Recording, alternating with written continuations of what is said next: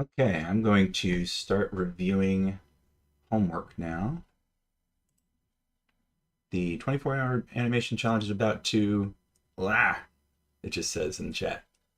It's about to start, end, take a break. Well, either way, this is all for recording anyway. It doesn't matter if people are here to witness live. I just need to be able to do this so that they can check it throughout the rest of the week. Here we have is about AI. Oh, that's the subject is AI. That's weird.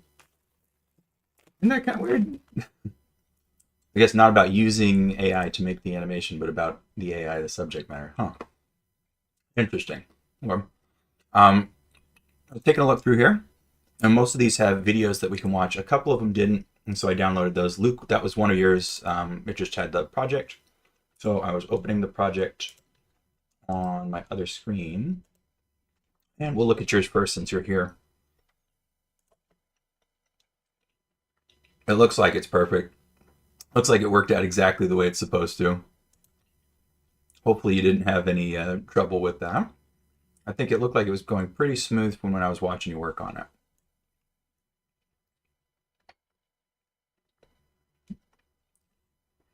If we slow it down, there's always going to be little bits here and there that don't 100% work, but that's not really terribly a concern. We just want to make sure that on playback it looks pretty close. There are little areas here and there that might stick out with the legs. That in particular is one of the hardest things to polish. You almost end up needing keyframes on every frame to get it perfectly right. But I think design would have helped a little bit here when we were talking about, yeah, like having the shape of the cuffs being a little bit more generic is more forgiving. And then oftentimes you'll have characters with like wider cuffs or thicker cuffs, like as an object floating over like that. Would allow you to have a little bit more forgiveness. But yeah, for a first go, this seems perfectly fine. Thank you. Very good. Now, the other one that was downloaded was Gladys, and it was actually a video. So let me grab that as well. So here is Gladys's. She did a pretty great job doing a kind of, I don't know what you call this guy, like a priest or a preacher, a plague doctor sort of thing. Yeah, looks great to me. We can see a little bit like there's popping where we go between each of the frames, the replacement frames for the drapery. But that's not going to be a problem for long because we're going to learn about deformers, and that will allow us to massage those things flapping in and out rather than switching between drawing replacements. So yeah, it's a little conspicuous just because of how smooth everything else is, but it's going to work fine in the long run. All right. So very good, Gladys.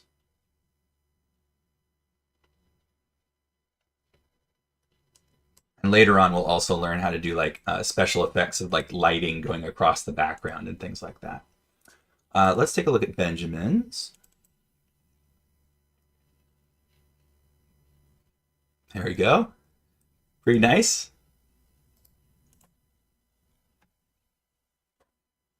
Yep. I'm not really seeing any problems. There's a little bit of stiffness in the body, but of course that's because this is a cutout puppet. And so we can't get it as fluid as we would if we traditionally animated it. The tail in particular, because it's a tail, we kind of expect it to flex, but we'll have bones to deal with that later on, so it's not going to be a big deal. And I think this worked out pretty well. And especially since the legs and feet were one composite brown shape together with no cuffs, no anything, getting them to line up that nicely means there's probably keyframes on every single frame for that, is what I would guess. So very good job, Ben. So Gladys we looked at. Hannah, I see you're here.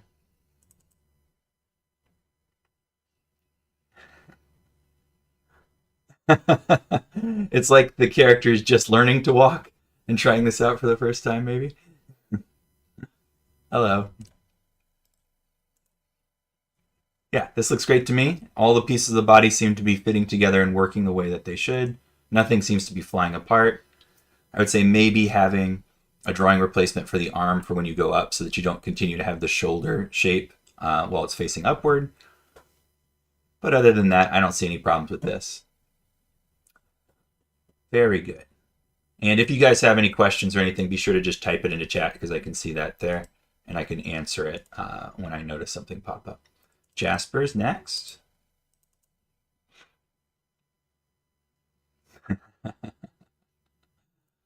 The effect of the little wheel spinning is very cute. Cool. All the body parts seem to be working. I don't see any holes developing.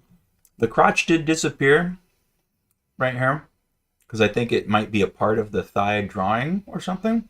If it's not, then just make sure that the crotch travels along with whatever the primary mover for the body is, so it's not wandering away. It might have just been left in place back there. It could just not be detached. I wouldn't be sure until I look at the Toon Boom project.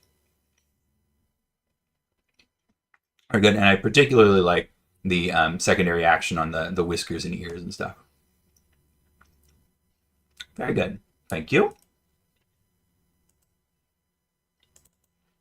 Oh yeah, Luke's we looked at. I downloaded that one. Neha.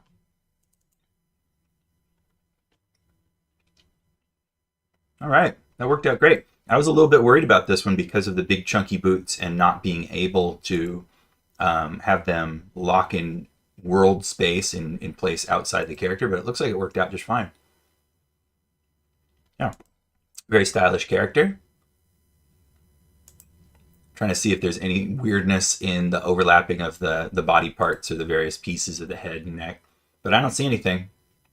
I think this worked out great, and you even got a little bit of flexibility in the hair and the collar, which is fantastic.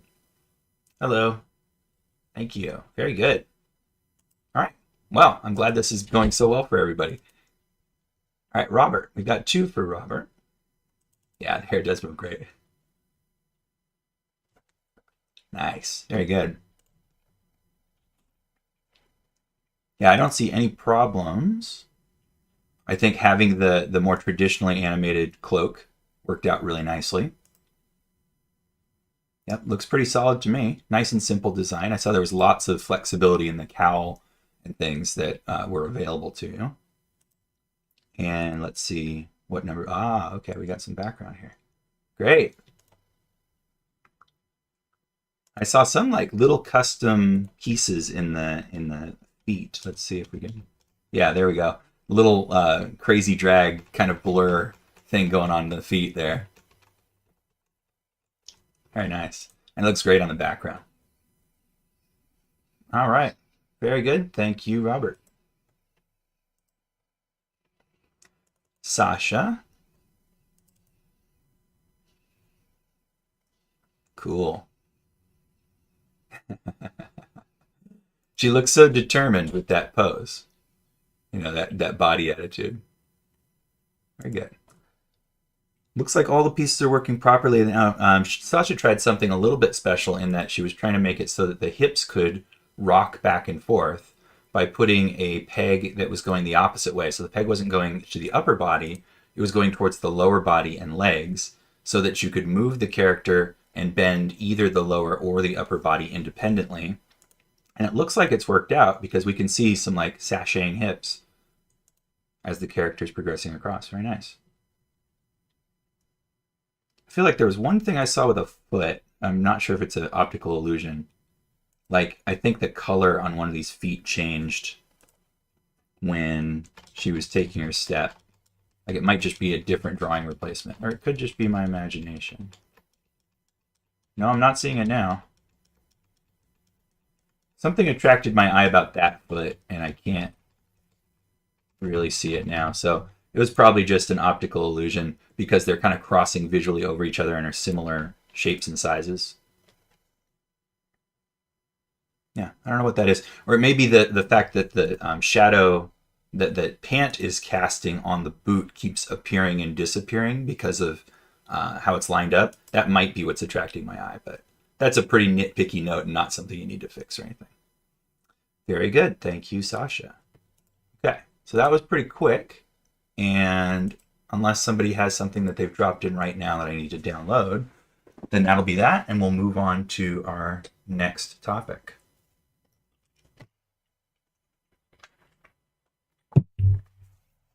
Okay, so I'm going to show you guys how to do a little bit of sprite animation today. I have some examples on my desktop, and I have some examples in your resources folder. In this one labeled Hamburglar, at one point, this is actually a Piskel project.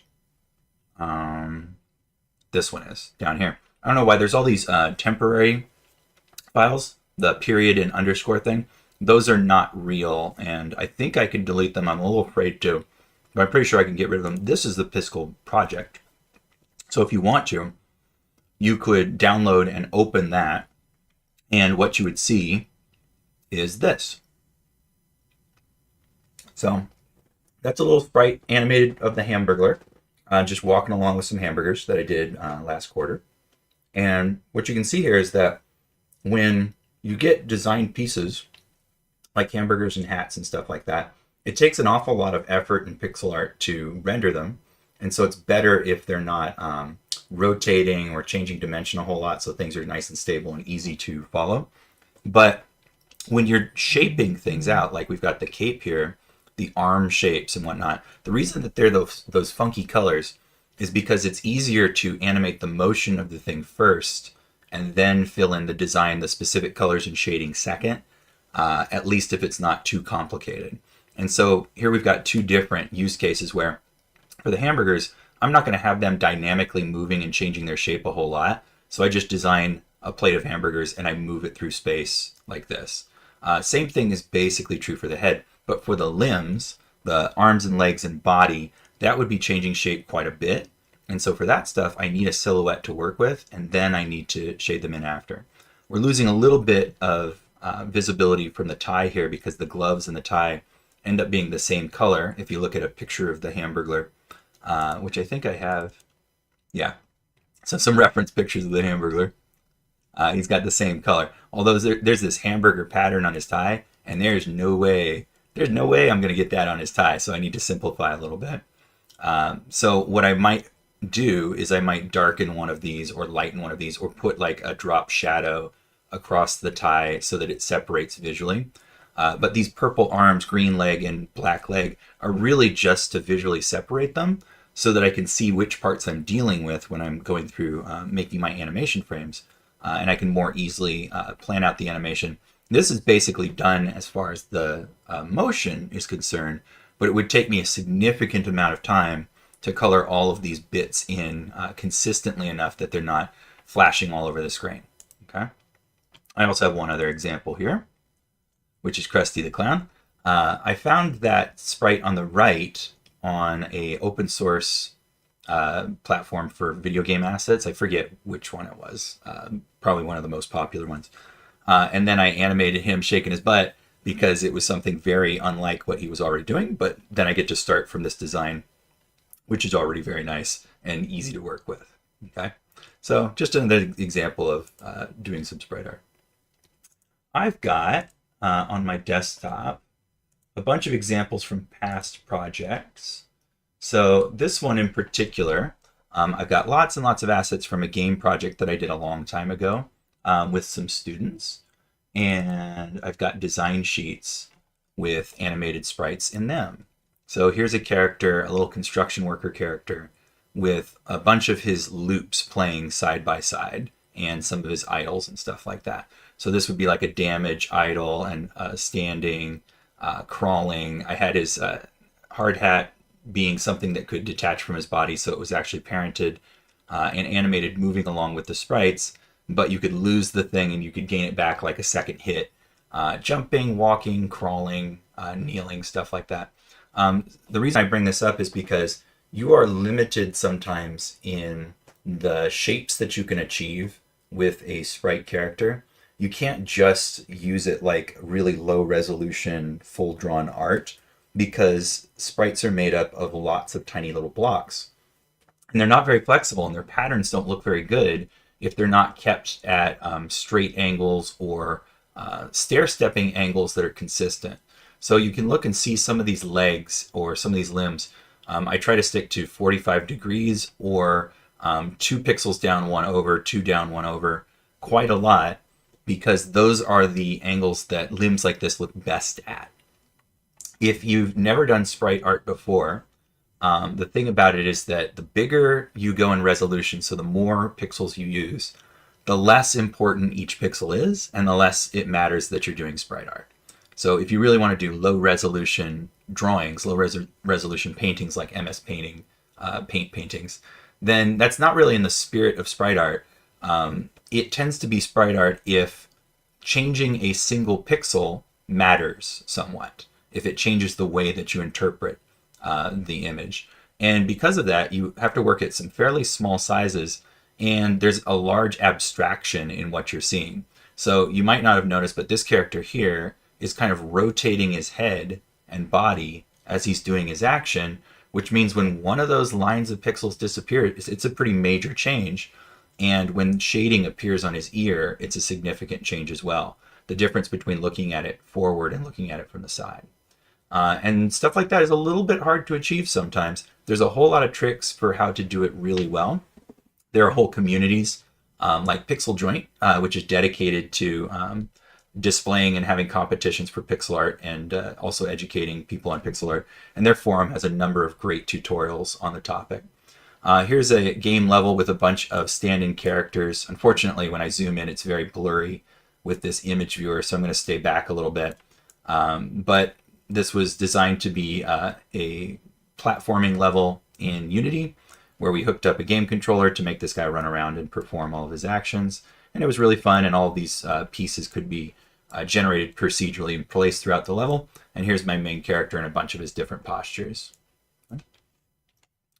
Let's go back this way. Here was a depiction of how the game was going to work with UI and stuff like that, just figuring that out. Here are a bunch of playbacks of a different character, a different burglar character, performing his actions. Because the shapes of pixel art are really abstract, the actions can be pretty abstracted too. There's a very low frame rate of animation, but it works in pixel art very nicely. So this one over here where he's running, I think it's only 3 drawings, just 1 in the middle and 2 on either side. And I almost don't even need that for a character like that. You could almost get away with 2. Then we've got a sneak, which has more poses than that, and a little tippy toe and standing still. There's the logo for the project. Here are a bunch of NPC characters that were just designed and we didn't animate them. I just thought they were funny. They're in the folder. A game over screen if you get arrested, a bunch of sprite sheets. So this is an actual sprite sheet. And the reason it looks like this is because you have to dedicate the same size square or rectangle for every frame of animation and then pack them together in a sheet as tightly as you can. There are a lot of other ways we can do it nowadays, but traditionally that's how pixel art and sprite animation would have been done. And so if I were to open this up, and I could actually import any one of these into Piskel and open and process them correctly, so long as I can guess the right size of sprite. And I know from experience of opening this before that it was a weird, inconsistent size, so I would have to do my guessing. But if I were able to guess correctly, then it would play these like a slideshow, and it would just take all these, put them in the same screen space, and run them one after another, and we would have an animated character from that. Here's my character dying, just because it's fun. Woo! Here are some punching sprites for that character, some crawling ones.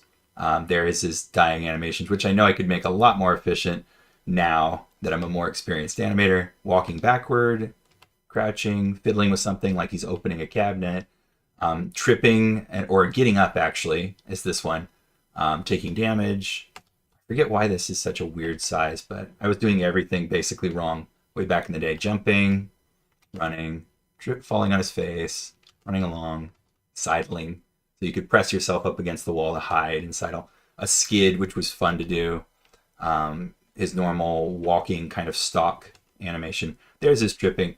So I had, this is not even all of them. I don't know why it's not showing all of the sprites, but this one I had the eyes wobble back and forth and the limbs flail, and then he would fall down, and it made for a really funny moment. Oh, there they are. I don't know why they're separate. Little dog, little yappy dog. So yeah, sprite art, pixel art, it's very fun to do. very rewarding to mess around and play with. Highly recommend that you guys play around with it more than just this one time where we're doing an assignment in it. But let's go ahead and look at Piskel. And then maybe I'll import one of these animations that I've got here to show how that functionality works. To get to the tool, it is just in browser. You go to piskelapp.com, so piskelapp.com, and you get to this area here. You can, or at least you used to be able to, download the actual program to run on your desktop. But I think they were recommending that you not do that because it ran better in browser anyway. I do have it downloaded for the offline version here, but doing it in browser, there's really no problem doing that. And you just hit Create Sprite, and we're off and running. So here, what we've got is the canvas area. Over here are the frames, the individual frames that we are animating. And over here is the preview of the animation. So if I draw a little, or let's just use a bigger, there we go. If I draw a little dot and add a frame and make my dot slightly to the right and add a frame and make it slightly down, you can see the animation starting to play back over here. And if I do enough of them so that I can get back to where I started, so up here, I can open in a pop-up, and there we are, my little animation that I just made with a little dot going around in a circle. So you can pop this up in another window if you want to, or another screen and have it larger. I think that there are multiple resolutions for it, so we could do a full resolution sprite right here, or 1 by means that it's representing an individual pixel on your screen faithfully now, which might be important or it might not. Here's the frame rate that it's playing at, and we do have an onion skinning feature here. So we can see the 2 neighboring sprites, and you can turn that on and off right here, that onion skin. Okay. So if your sprite has to play at a different frame rate, you can speed this up, you can slow it down. It maxes at 24 frames per second, but for pixel sprite animation, I don't think you're going to need more than the default 12 typically, and it's oftentimes going to be less, like 4 frames per second, or some of those 8 FPS, maybe 12 is the default. How do you do onion skin? You click this little onion icon right here, and if you have other frames to look at, then you'll see them represented as a ghost version of each other right there. Okay. Looking down here, you can see some parameters for our animation. It says 32 by 32 because that's how large this screen is, or this canvas. That's how large this canvas is. 32 pixels across by 32 pixels tall. That's one of the powers of 2 sizes that is optimized for game development. And if you ever work in game development, especially at a very, very small like mobile game or something like that, or browser game, it might be important to optimize. But really with pixel art, it's more traditional than essential nowadays. Pixel art sizes can go all the way down to 8. So 8 pixels by 8 pixels. It's kind of funny to draw in this screen. That's a very, very small, very difficult to work with size.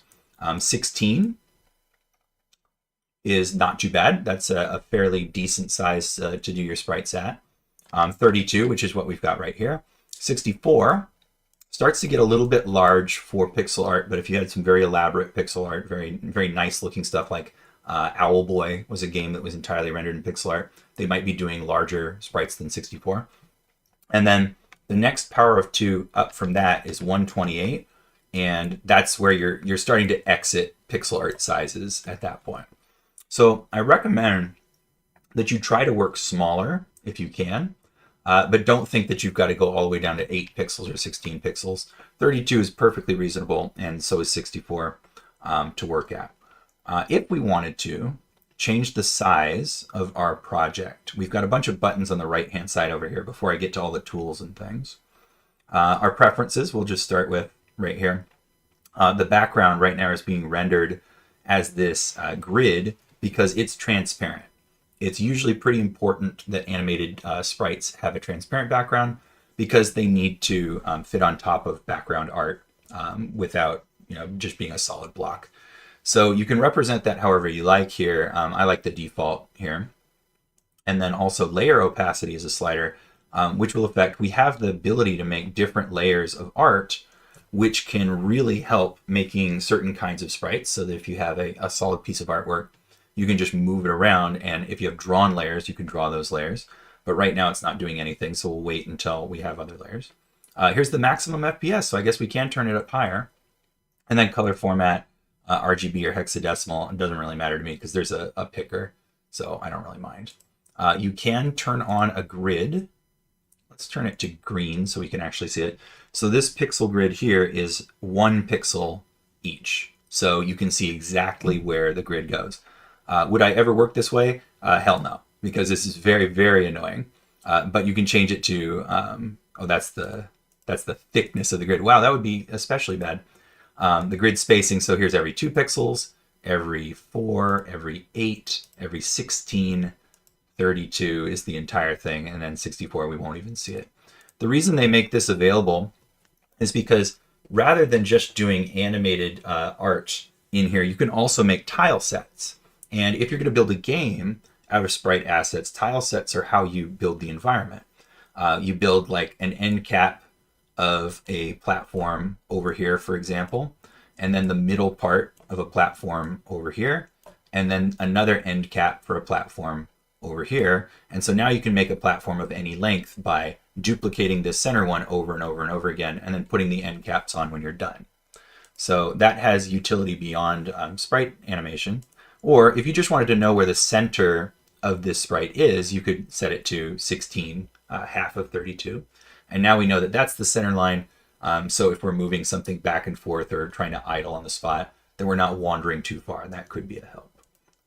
But again, I would typically not work this way, and I would turn this off unless I was making some tile sets or something like that. So I'm going to leave it back on the transparent setting over here.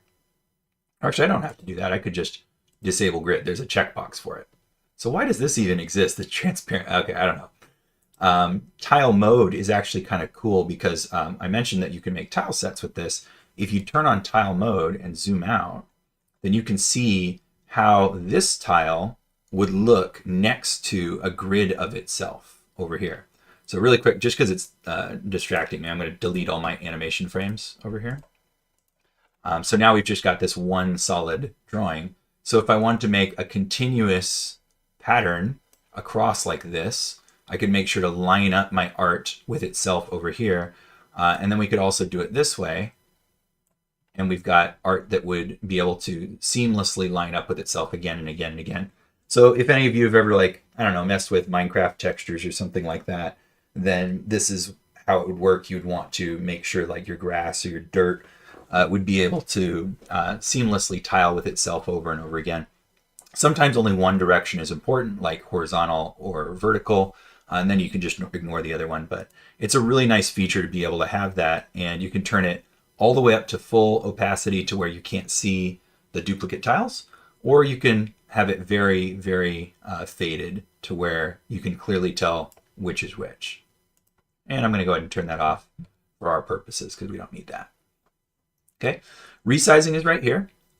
We can set our pixel size to anything we want. If we were doing a character, we might have the height twice as tall as the width. So we might have a 64 tall sprite with a 32 wide, but you can see when I change that, maintain aspect ratio has dictated that they both need to be the same. So we would have to turn that off. Now I could say 32 wide by 64 tall. When this resizes, this anchor is where our art is going to be stuck. So this corner over here would stay put, and all the new stuff would appear over in this direction down here, depending on what it is. So if I had drawn like the character's feet, then I want to anchor down here so that it extends only upward when I resize this. So here's a 64, and now that has stayed where it was, and all of this has been added up here instead. Typically, you're going to want to do this right away rather than wait to figure out what your size is after you've already animated something.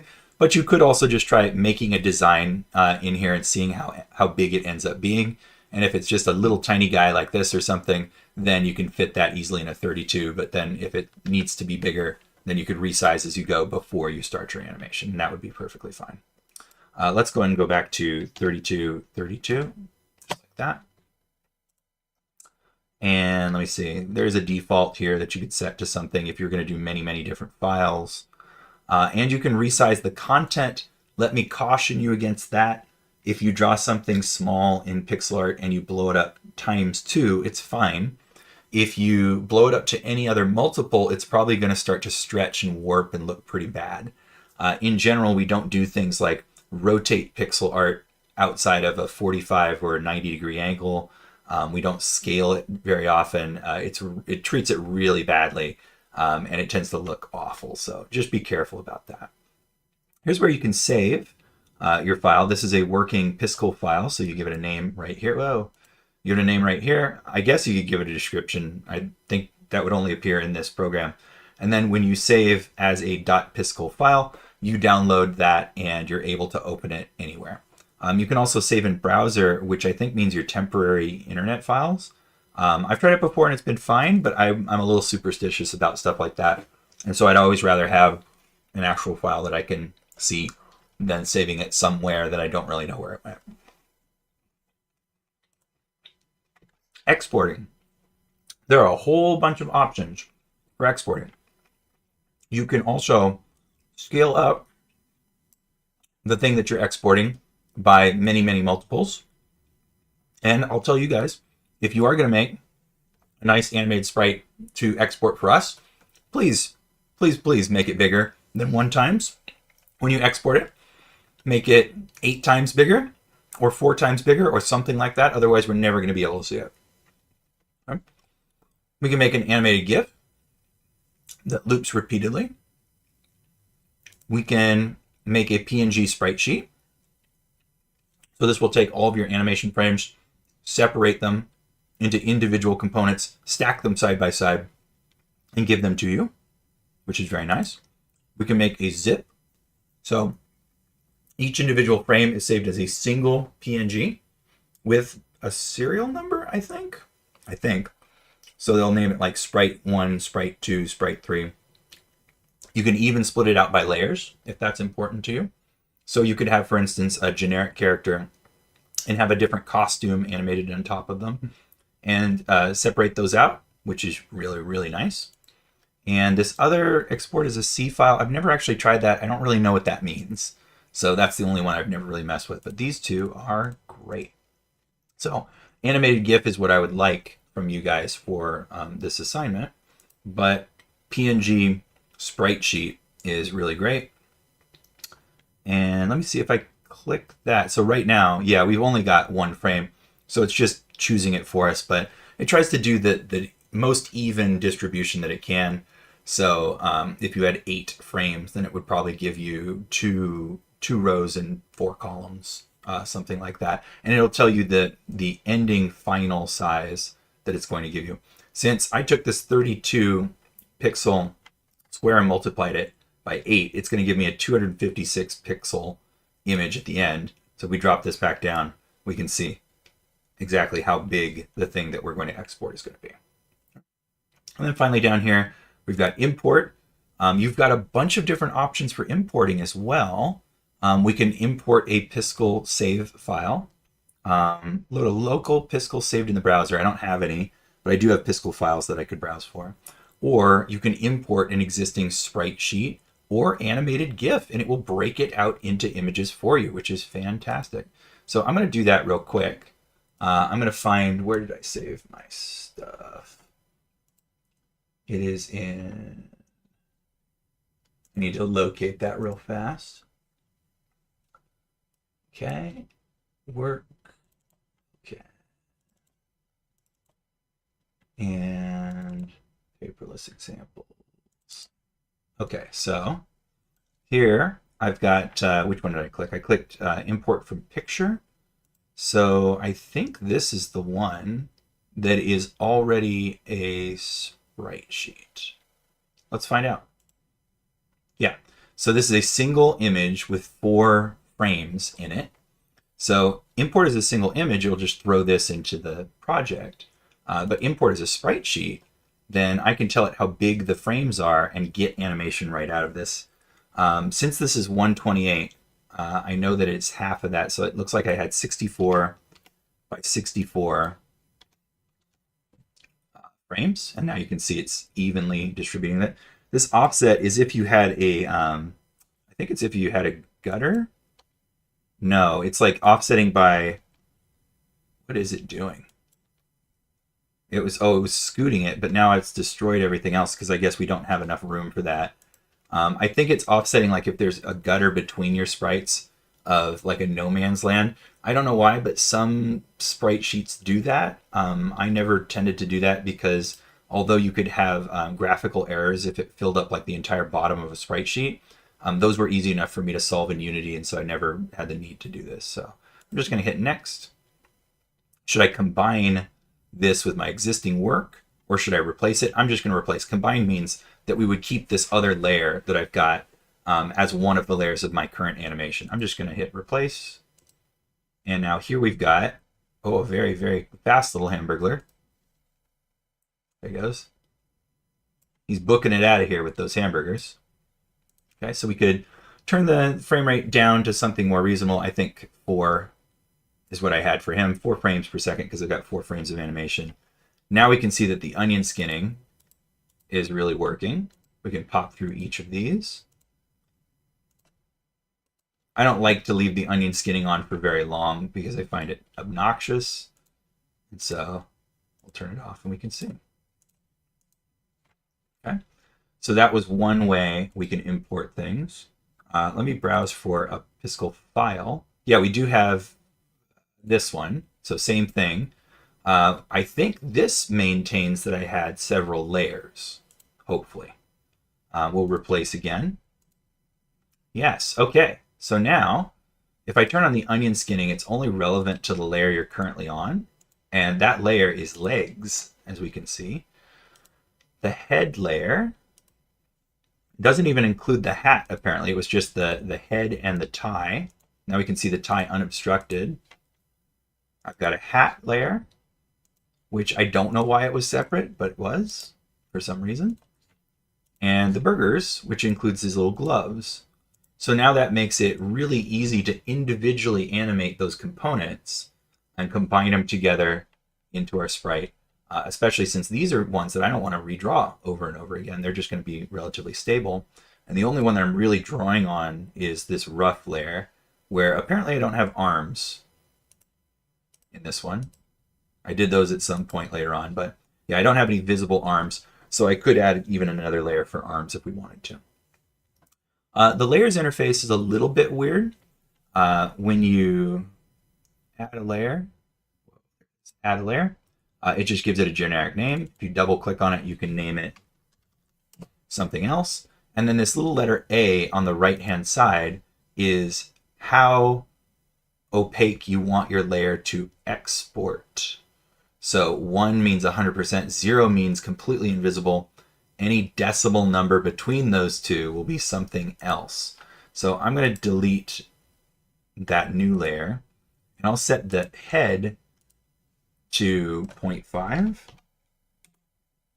And now you should be able to see in this pop-up window, this is what my actual end result would look like. My head is like a ghost head, my head and my tie. All of those colors would be combined with whatever underlying layers in a PNG. And if it was transparent, if it was combining with nothing, it would be semi-transparent in the PNG as well. So if you want to do ghost characters or something like that, then you can do that, but otherwise don't mess with these unless it's for helping you to work in a way that onion skinning doesn't support, and turn them all back to 1 by the time you export. Otherwise, you're going to get some unpleasant surprise like that. So I'm going to change this back to 100%, but it means that you could hide these layers as well. And you can see preview all layers, or individual layers if you want to focus on just one thing at a time. That's this eyeball here. Merge with layer below. Since all of this is just art on a single frame of animation, you are able to merge your layers.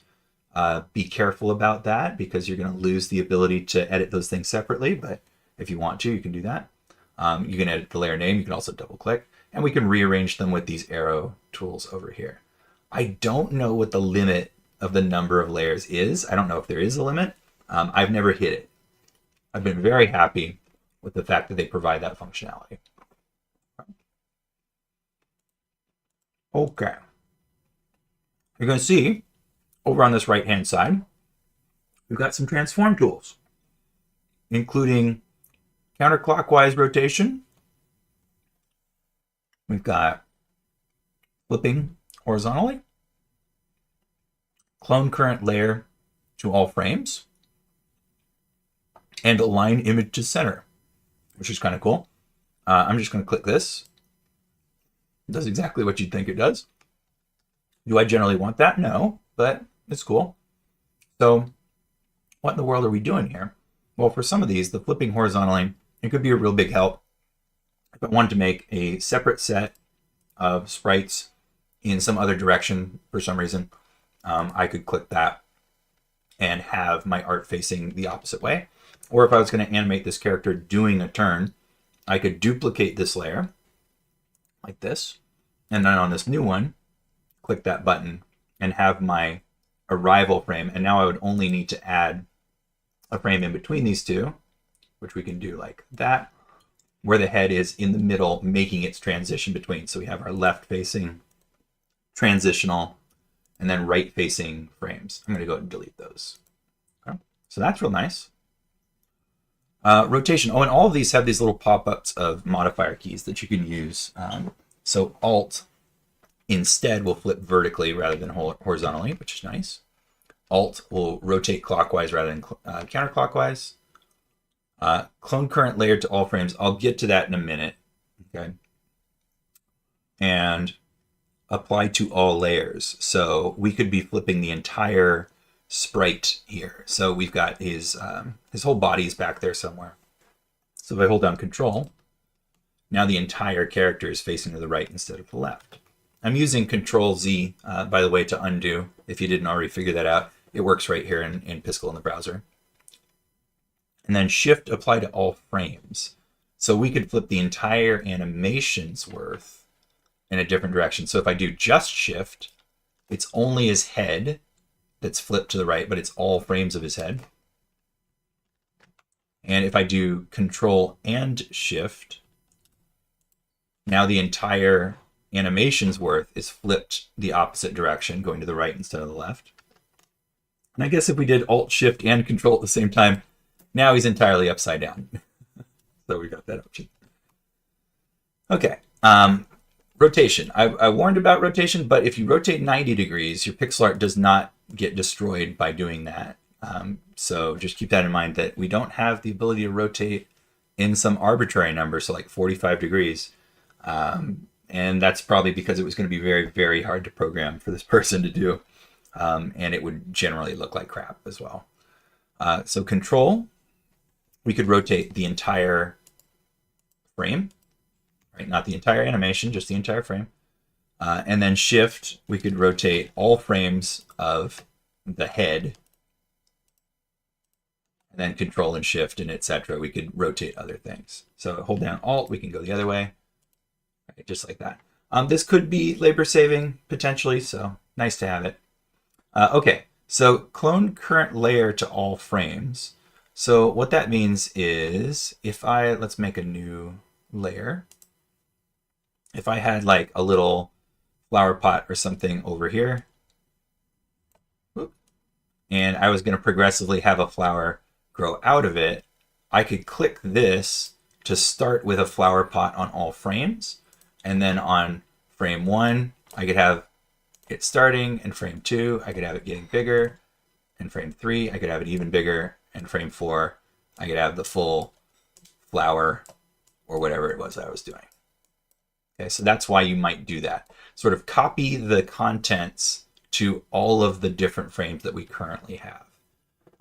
If you're going to design something like a head as complex as this, or a hat with nice shading like this, we could copy and paste it to each new frame by selecting it with a rectangle like this. And I believe that Control C and Control V work, but when you paste Control V, you then have to move it and then have to hit return. And well, that didn't work. Let me try again. Control C.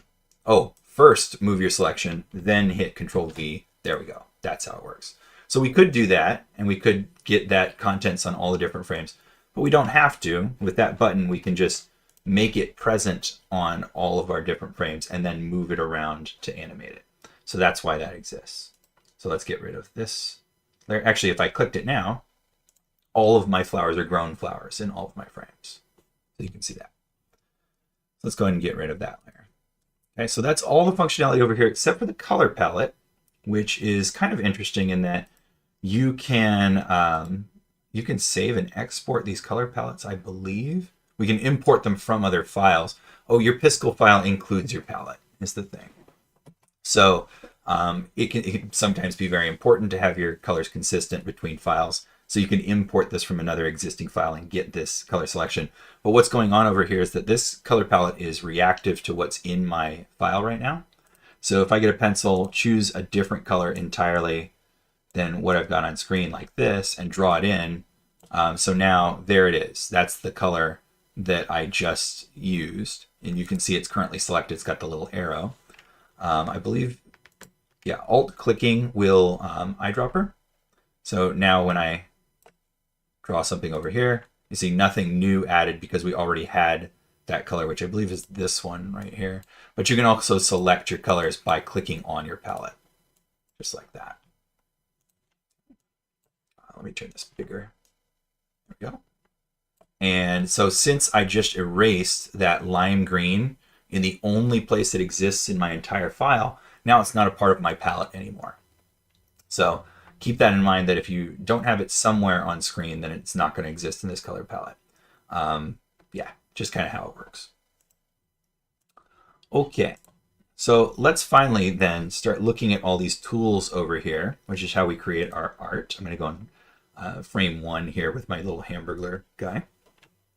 The pen tool is just your drawing tool. I don't think there's any kind of like tablet support for pressure or anything like that in this program, but you can use it to draw your pixel art or not. It's completely fine to use a mouse to do pixel art. You don't really need a pen to do it because it's kind of precise. And as a nice functionality with the pen, if you left click, you do the top color. And if you right click, you do the bottom color. And if the bottom color is transparent, it's an eraser. Okay. So that's really nice. You can flip these. Now right click does that, left click does this. But if you were doing a pattern like a dithering pattern, then you might want to have both of these being some sort of color so that you could alternate your clicks to very quickly fill in a space with some dithering or something like that, or a pattern. I typically, though, have my second one transparency because it's just so much more convenient than having to select a new tool. Yeah. Vertical or horizontal mirror pen. Symmetry, right? So if you want to create perfectly symmetrical art, you can do that. Remember, it says if we hold down Control, it'll go this way instead. And Shift will do all of them at once. So you've got nice symmetry available there. Our paint bucket should behave the way that you expect. I'm going to close in a space over here, grab my paint bucket, and then choose a different color. And so if I click in here, it will fill in the whole thing. If I click out here, it will fill the entire background. So be aware of that. But this one right next is more interesting to me. Paint all pixels of the same color. So this would be helpful for swapping out your palette. I actually have a layer right now which has the same orange as the character's hair over here. So if I choose that, and I'm going to pick a different hair color for my guy, like this weird blue, and then I click on one of these pixels over here, it also fills in the pixels over here. So now he's got blue hair instead of orange hair. So this is kind of similar to Toon Boom in the fact that we can quickly fill out new color palettes.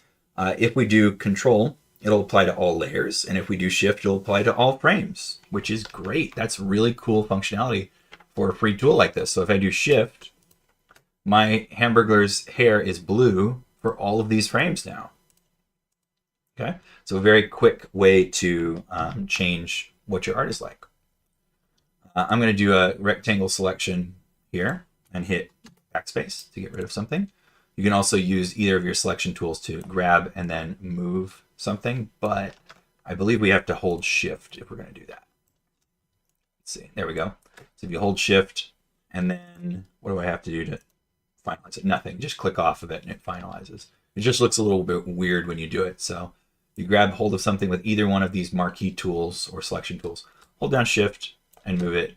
Then when you click off, it will have moved. Oh, undo twice to move something back, by the way. The first time it disappears. That could be very scary. And I think if I do, yeah, you can do Control-C, Control-V, it says. I thought if you held Control that it would duplicate, but maybe I'm wrong. Let's try Shift and Control. No, I'm wrong. That's not what it did. I'm thinking of something else. All right, let's continue going down this list. The eraser tool, pretty self-explanatory. It just colors in transparent. We don't really need it generally, but if you want to have your eraser tool a different size, oh no, it didn't even do that. So I'm not sure why. Maybe just because it's a good tool to have and more obvious that it exists that way than having it only be this way, I suppose. But yeah, it gets rid of things. This one is a line tool. So straight line tool. When you click and drag, it will show you what you are about to commit to. And when you let go, then it will make that pattern drop down. So this is where I could demonstrate to you why we have kind of limited flexibility with pixel angles, the angles of pixel shapes. So if I go straight down, right, it looks completely fine. Or straight to the left or right, it looks completely fine. If I go just a little bit to one of these sides, just a little bit like this, there's a rather big stair step that happens just to get this shallow angle. And it doesn't look so much like a pattern anymore as it looks like lines kind of, diagonal to each other. That's not really a big deal or anything, but if I do it perfectly, you can hold Shift, by the way, to lock to some standard angles like this one, this one, this one, this one. If I do one of these kinds of lines, you can see how much more cohesive that looks in pixel art compared to a stair-steppy line. So here I'm going to hold down Shift and drag a couple more times. This is a recommended one because what this pattern is 1 over 2 down, 1 over 2 down, or the opposite, which is 2 over 1 down, like that. I'm trying not to destroy my face over here. And if I keep doing that, there are a couple others. So this one is 3 stair steps. There's 4. And then it gives you 5, 6, 7. And then it gives up at around 7 and says, if you're going to go any further down than this, you might as well be going straight down. And that's kind of good advice for pixel art. So this would be the last angle where it really looks any good that isn't just straight up and down. But they're all patterns of some number of pixels over or down and then one more step. Okay, so we're a little bit limited. Notice we've got a lot more flexibility over here towards the side or towards horizontal than we do in the middle. We kind of just snap to this 45-degree angle for the most part. That's not to say that you can't build things organically, because if you look at my character's head and features over here, it's not really following these patterns. That's because it's not supposed to be straight, right? But there's always some kind of pattern to create round shapes like this. So if I were to just kind of like use this circle tool over here, you can see that a lot of these don't look particularly round until I get to a certain size. And even then, this really looks more like a stop sign to me than a round shape. That started to look round finally. Okay, and it's because we've got this pattern of 1 pixel step, then 2, then a longer step. But at smaller sizes like this, that doesn't really look round necessarily. It looks fine, but not round. Let's see if I could improve it at all. I'm going to just, on this side, see, did that help? No, not really. It kind of looks like a flower or something like that. If we just get rid of that, now we've got, the problem's even worse, right? So your options are pretty limited at small sizes for making round things, but you need a pattern to change direction. So like a decreasing pattern of stair stepping or an increasing pattern of stair stepping to get something looking round. And then if you're small enough, really just clipping off the edges is the best you can do to make something look round at that point. Okay. So I'm going to erase all this. I could use the paint bucket tool, paint all pixels of the same color transparent, but I'm just going to erase out bits of this to have it still up. Let me show you a bad one, though, since we're on the topic of lines. So what I'm going to do here, I'm going to use the pen tool to make a different pattern than one up here. I'm going to do 2 down, 1 over, 2 down, 1 over, which it seems like this should be a valid pattern. So I went too far. And it kind of is. The reason why it's avoided generally, though, is because this creates a jagged kind of appearance rather than seeming to be like a flat straight line. You can sort of see, I should really copy this to all frames, right? So let's clone to all frames, pop this up. You can kind of see at smaller sizes that it looks jagged rather than straight.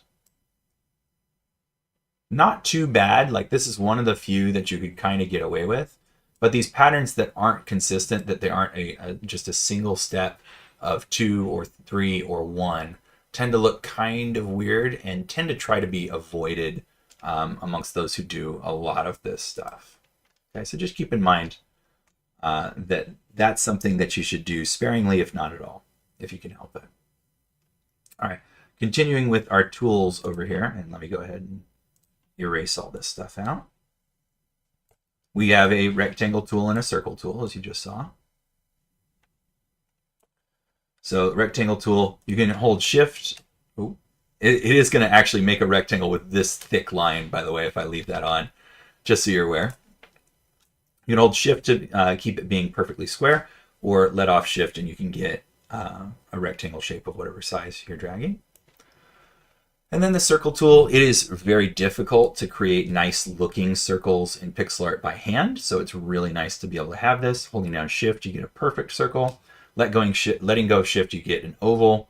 They won't always be perfect depending on the size that you pick, but they'll be pretty good compared to what you could do manually.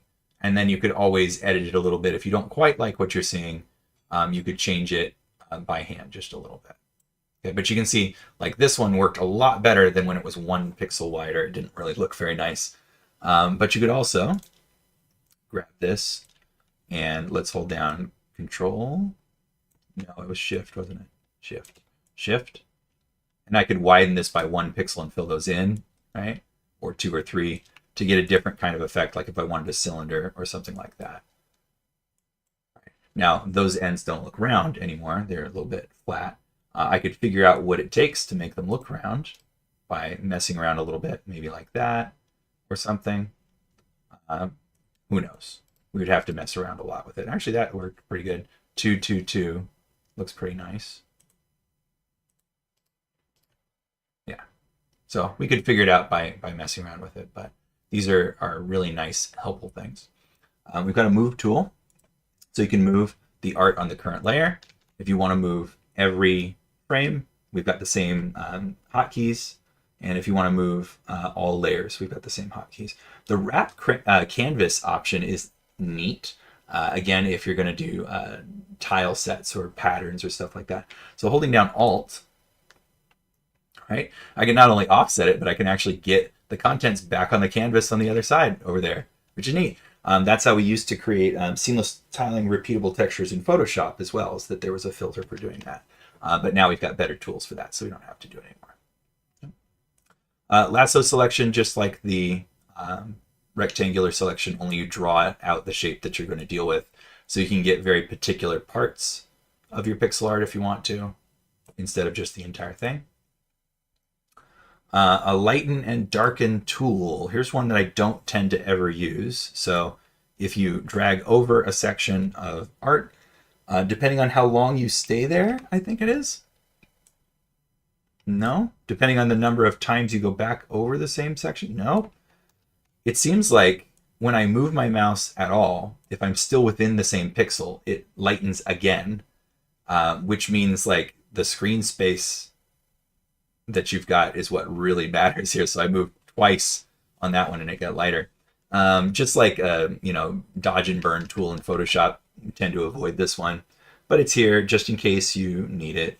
If you hold down Control, it'll go the opposite way.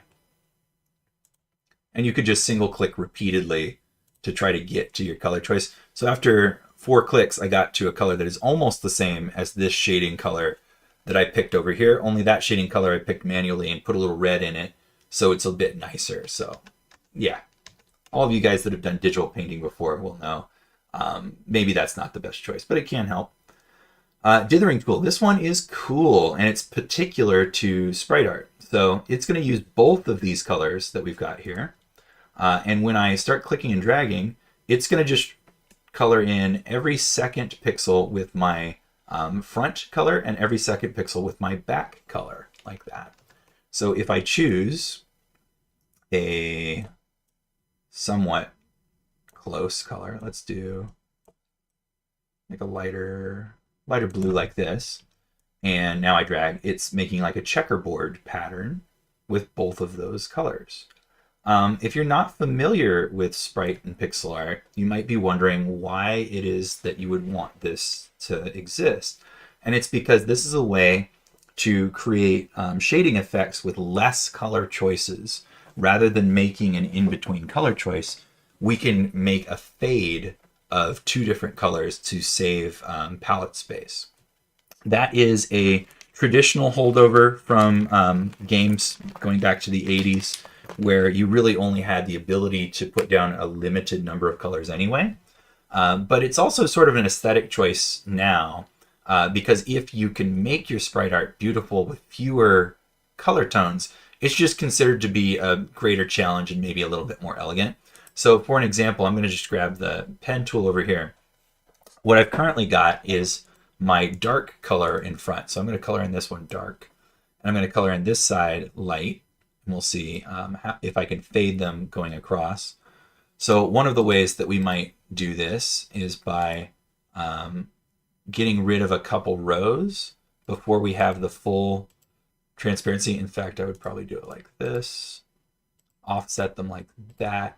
So we get like a kind of looser area here, and we would do the same thing over here, where I would have, what would I do? Now I'm getting confused with it. Oh yeah, okay, yeah. So I would get rid of like every second pixel here, like this. No, I'm getting mixed up. Like that's the opposite of what I wanted. Oh, it would be like that. There we go. More filled in, not less filled in. Jeez. Then, so now I'm lacking my transparent color. Boop. Get rid of that. I would want, yeah, those. And now, what would we have in the middle? I need quite a lot more space to do this properly, I think. And also I'm getting confused about what the pattern is. But it's something like this, where we would have a looser pattern and then a tighter pattern, and then it would transition to the opposite color and fade across. You kind of need to play around with this a lot to get the right idea.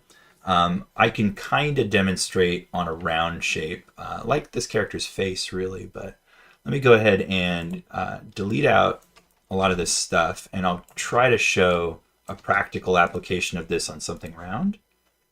So if we have this, and we want to create shading across this, then I'm going to put in what the shading area is here by kind of just filling in parts of this with the dark color, and I'll fill in the rest of it with the light color.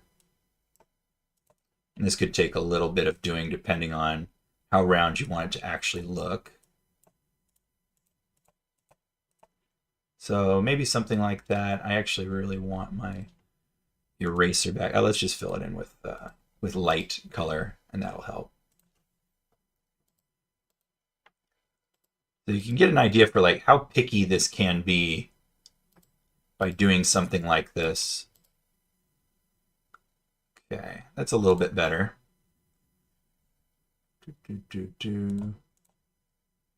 There may be something like that. So now if we leave the shading like that, it's a very hard shadow, a very stark shadow.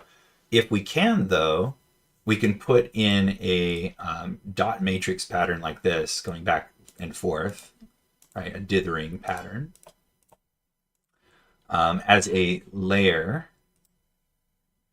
Okay, unfortunately, it forces my hand for putting in dots in certain places, or taking away color in certain places also. And so then we start to get like a softer transition that you can kind of see in the thumbnail up there. Doing this completely mechanically is not a really good idea, but also it's better if it follows some kind of consistent pattern. So whereas here I've left off some parts of the pattern where it started to intrude over there and left gaps in it, you can do this in a very, very mechanical way. And it tends to look all right, but it takes a long time to learn how to do this correctly. We can also do it with highlights. So if I put like a little highlight on this ball over here, it would be better, better to have like a dot matrix pattern like that around it to kind of soften the appearance of the highlight as well. And I might, yeah, something like that. So a completely symmetrical design would be like that one right there. You don't necessarily need to do that, but yeah, it's just a way to create shading and highlighting. Some art features it extensively, some doesn't. It's all kind of down to taste. Okay. Then finally, we've got the color picker down here. As you may have noticed already when I'm using any of these tools, if I hold down Alt and click on something, it gives me the color that's already there. That's the whole purpose of that tool, so I almost never select that tool. And then if you want to grab one of your existent colors in your palette, you just have to click it over here in your palette, and you're off and going. Okay? All right. For those of you guys watching, any questions about any of that stuff that I'm demonstrating here?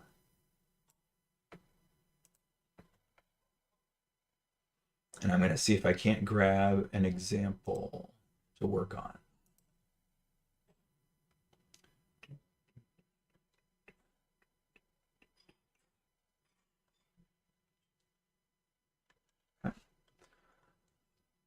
Let's see. Oh, I do have links.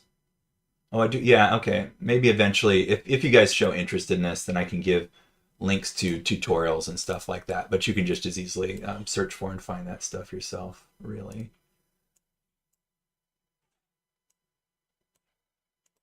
I'm going to bring up, there was one that I did a while back.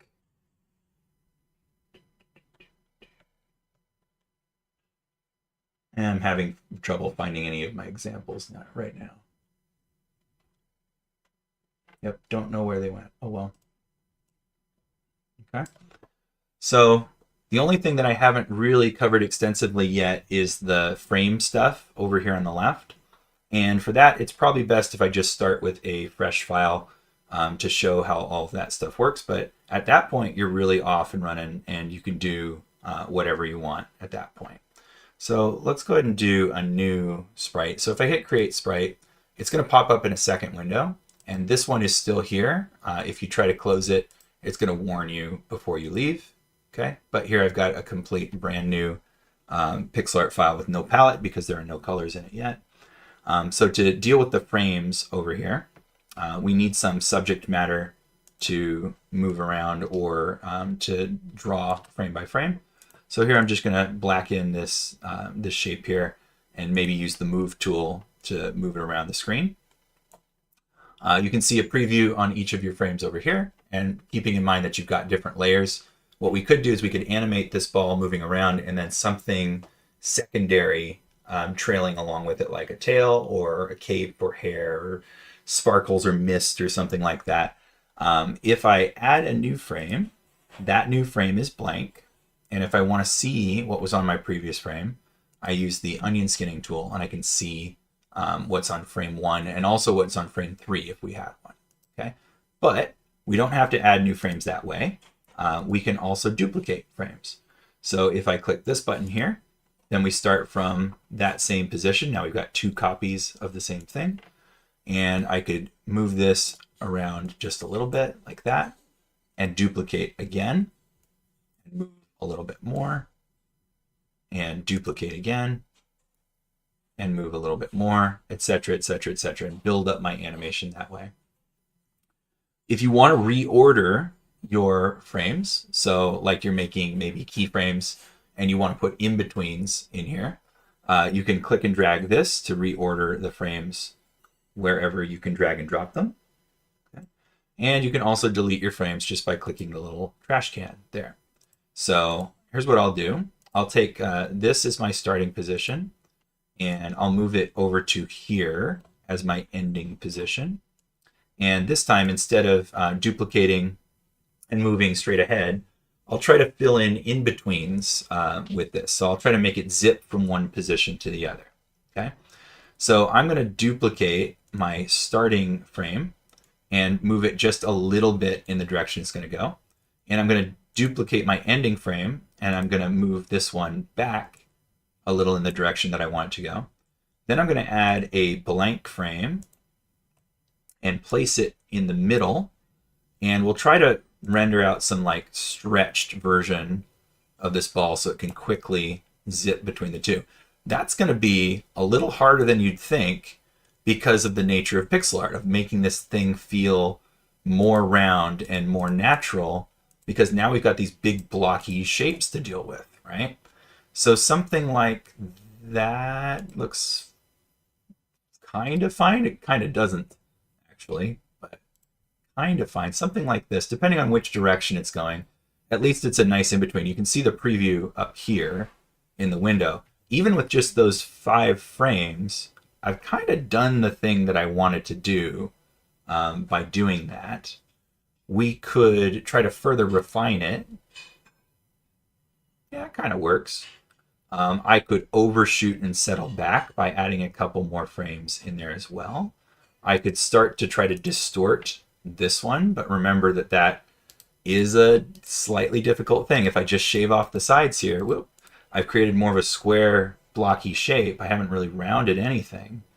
So I might have to figure out like where did the thickness of this ball go, right? By doing a lot of work, and eventually I'm going to be so deep into this that I don't really remember where I even started before, right? So we can try, but sometimes that can be pretty difficult. And you can use semi-transparent pixels as well.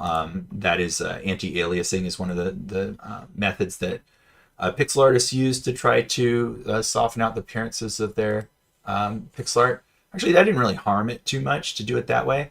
It looks like a weird transition, but since it's a single frame and we're seeing it so briefly, it's not really sticking out as conspicuous. In fact, I would say these 2 frames where they are the exact same shape look a bit more conspicuous to me right now.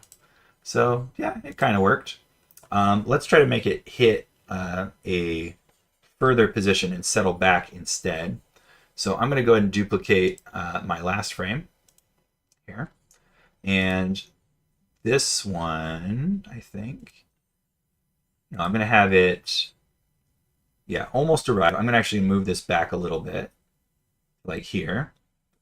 Then I'm going to have it go too far by a single pixel and settle back again.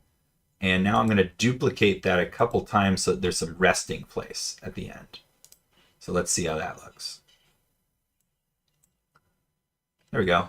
So now it kind of snapped back into place at the end there and then holds still. So another way that we can affect the animation of this. And then probably for good measure, I'd want to add some squash and stretch on this one. So probably shave off the sides here. Maybe lengthen it. I'm not sure if I even did that in the other one. No, I just shaved off the sides. I didn't do anything else. Kind of funny that that worked well enough. We could try to squish this in this direction a little bit, I guess. But it's probably going to look pretty weird. Let's see. That doesn't look too bad. It just gave it a little bit of jiggle, really. So all of that animation of this that I'm figuring out, I would ideally want to do this in a single color like how I'm doing. It doesn't have to be black and white. I might do it in a solid red or solid green, depending on what's in the scene, before I would worry about any kind of shading pass on it or any kind of detail pass on it. I'd want to try to get this to be as nice as I could get it as far as the motion and the silhouette was concerned, because it's so difficult to do, right?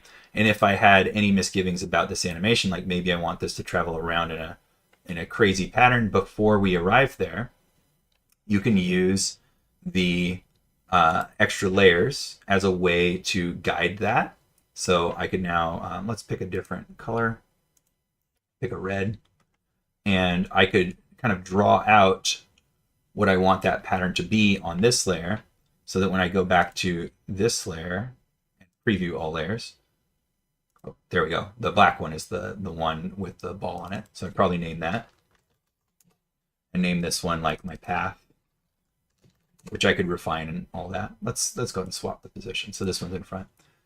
So now that could help me to position my ball in this way to get that particular effect, like maybe putting ease around the corners by making more frames in those areas, adding stretch in the faster parts of it, and giving me a kind of solid guide to follow for my animation. Okay. Similar things you can do if you were going to do a full character. You can make a layer specifically for like where the ground line is or where the head was lined up, so that you can easily make it bounce up and down or take steps or something like that. Okay. All right. That's basically all I need to cover for this. You have the tool, you have the means to animate already. It's a pretty nice tool, pretty easy to use. I would say just give it a shot and see what you can do. It's pretty fun. Do something more simple if you're intimidated by it, like an object animating in a loop or a cycle. If you feel ambitious, then try a character, and there are lots and lots of tutorials for you. Let me show you just the last step that we want. You can turn in a Piskel file. If you want to, go to the save, change the title right here, ball thing, save as a .piskel, and now that went to my downloads folder. Oops. That went to my downloads folder as a .piskel file, but I would want you to export a animated GIF. Looping repeatedly is probably preferable.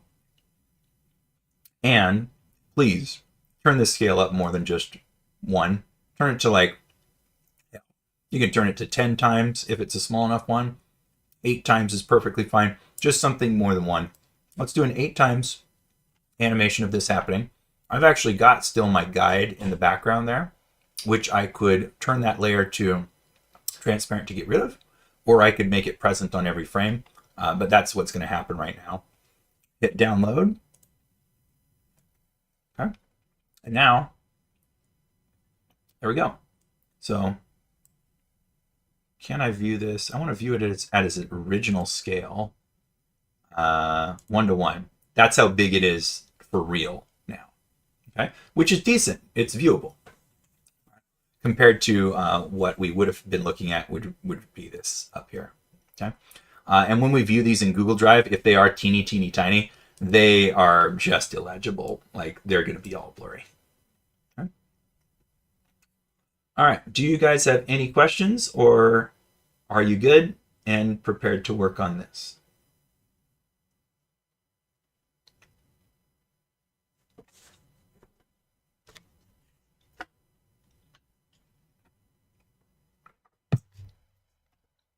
I also have other videos, I think on this channel, maybe on my other channel, that show a full working process of doing a little cowboy figure, including a time lapse one, because it takes like 1 or 2 hours to fully flesh out a whole human character. I just recorded that entire thing and sped it up, so you can watch that. If I'm going to go take a look and make sure that it's on this channel. If it's not, then I'll drop a link for that for you guys in Canvas.